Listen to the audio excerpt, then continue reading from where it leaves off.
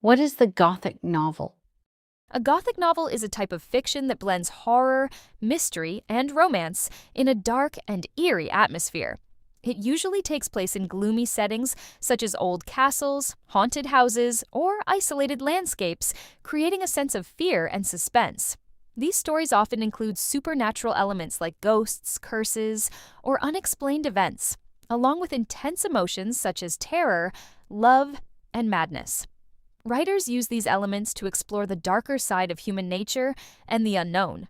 Famous examples include Frankenstein by Mary Shelley and Dracula by Bram Stoker. Overall, a Gothic novel is not just meant to scare readers, but also to make them think about hidden fears and deeper psychological truths. Follow for more videos.